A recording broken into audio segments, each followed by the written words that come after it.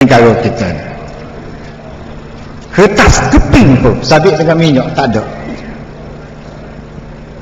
Jadi amo jemputlah syarikat minyak, Shell, syarikat Esso, mari jumpa dengan pokok amo. Tak jawab pun sungat, dia kata tak nak mari. Akhirnya amo buat press conference, bagi tahu ke press, amo kata berkali Petronas kena beli satu saham dalam syarikat minyak-minyak ni.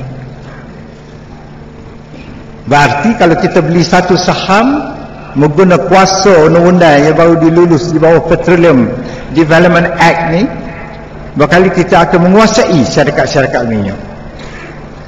Tak ada 2 hari demoni ni tak nak berjumpa dengan abah. Barulah kita boleh berunding. Dan selepas berunding, barulah kita dapat segala maklumat mengenai minyak dalam negara kita ni. Ya sebelum ni tak ada tanya kita. Kebetulan pada masa tu Tun Rahman Yaakob masa tu dia tidak Tun lagi, dia Ketua Menteri Sarawak, dia dakwa Kerajaan Pusat. Dakwa dianya kerana dia kata minyak dia jumpa di laut China Selatan dekat dengan Sarawak ni, dia kata tak patut dibahagi kepada Kerajaan Persekutuan. Ini milik Sarawak. So Razak panggil apa pula? Dia kata ku cuba pergi selesai benda ni. Aku pergi jumpa dengan Tun Rahman, ajak dia mari Kuala Lumpur, lepas pada jumpa di Kuching, runding mari berminggu-minggu juga nak pujuk orang ni. Rupanya Tun Rahman orang berfikir jauh. Dia kata baiklah, dia kata dan cadar formula, dia kata ia berkali mengejutkan orang lah.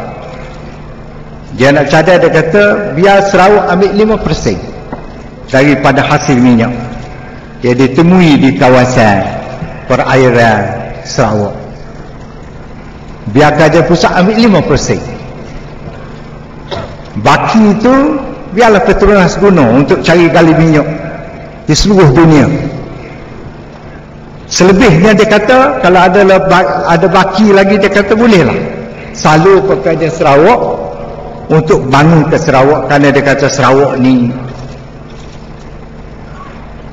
kurang maju, dia kata mundur betul, jalan pun tak ada, jambatan pun tak ada nak menyembur air sungai. Dia kata tolonglah, dia kata. Ada satu syarat lagi, dia kata amo kena kekal jadi pengurusi Petronas. Saya kata amo bukan nak cari kerja, cuma mari berunding saja. Tapi dia kata ini syarat, dia kata kerana dia percaya kat amo. Amo balik jumpa dengan Tun Razak.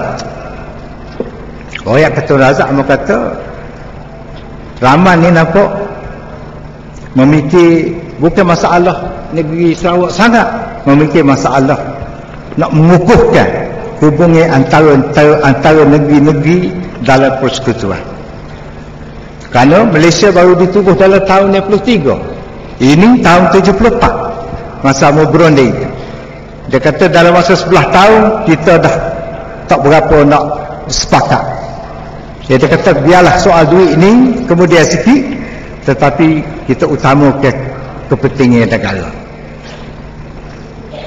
Amo kaya Tun Razak, amo kata kalau bahasalah formula yang Tun Rahman cadar ni boleh diterima, amo cadar kita pakai untuk semua negeri di Semenanjung. Maknanya negeri menyerah semua hasil minyak kepada Petronas, termasuk Kerajaan Pusat juga menyerah segala hak dia mengenai minyak kepada Kerajaan Pusat, kepada Petronas.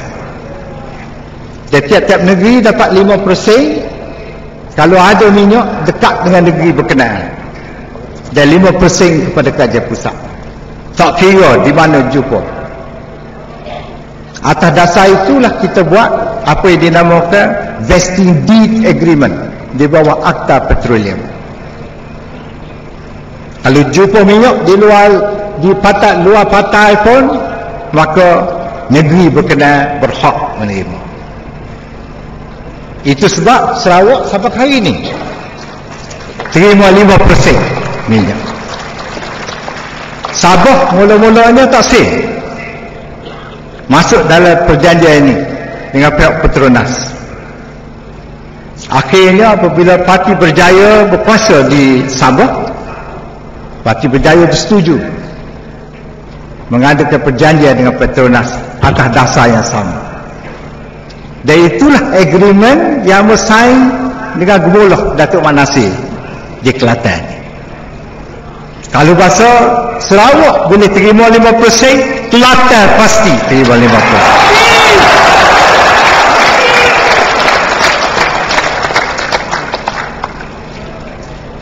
Dan apabila Abang berjumpa dengan Tun Razak bawa cadangan ni, Abang kata kita guna ni kalau ada kemungkinan minyak akan berjumpa di luar patah Terengganu, luar patah Kelantan. Kerana kita tengok seismic study menunjukkan ada kesan-kesan bahawasanya ada minyak dan gas di kawasan perairan.